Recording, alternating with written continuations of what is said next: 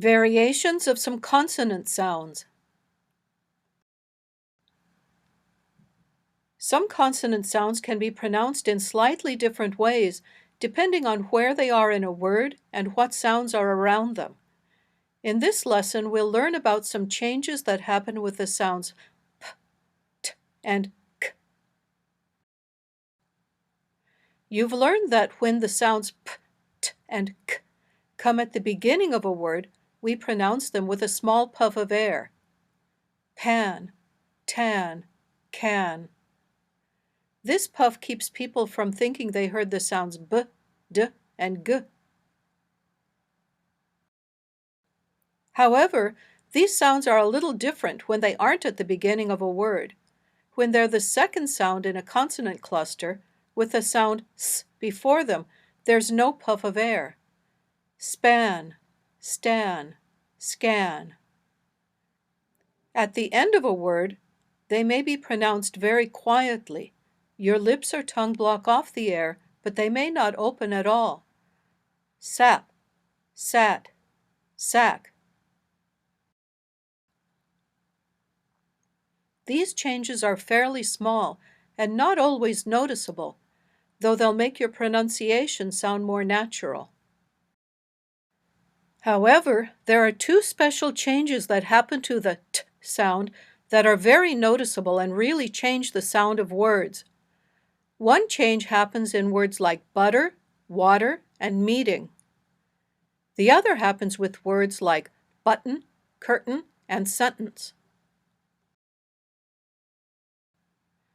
Let's look at the first group of words, butter, water, meeting.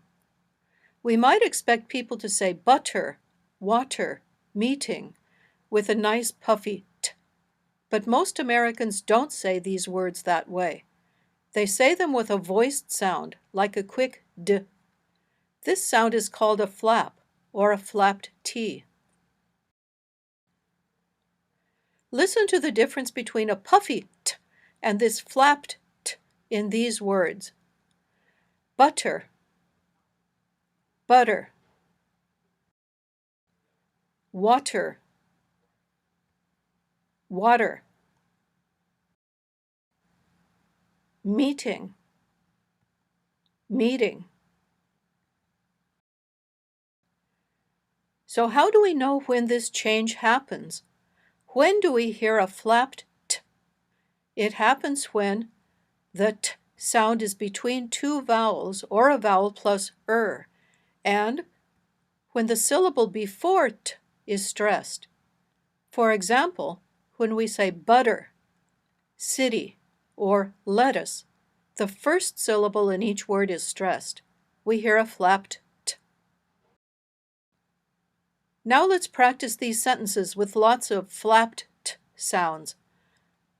Patty wrote a letter to Betty. The writer will be invited to the city later. We asked the waiter for some water and butter.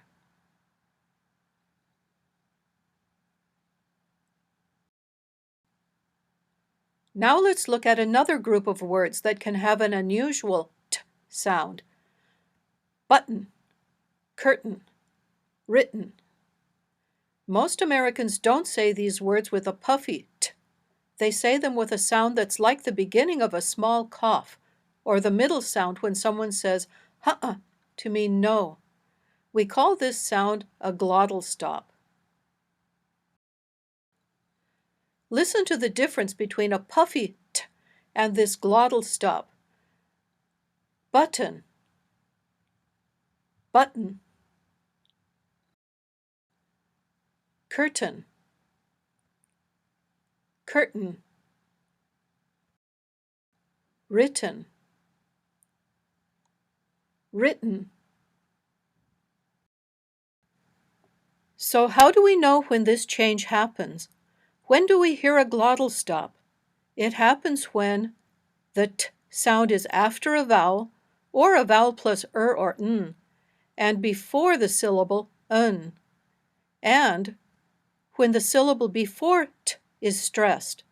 For example, when we say button, certain, or kitten, the first syllable in each word is stressed. We hear a glottal stop in the middle.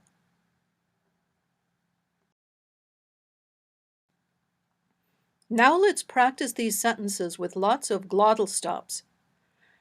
Are you certain that Norton lives in Manhattan? We bought some cotton curtains and buttons. Has Benton written 10 sentences?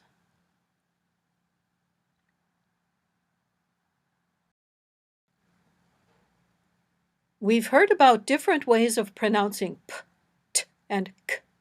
The puffy sound in words like pot, the less puffy sound in words like spot, and the very quiet sound in words like hop. We've also learned 2 extra ways of pronouncing t, the flap sound in words like butter, and the glottal stop in words like button. It's not absolutely necessary to use the flapped t or glottal stop when you're talking.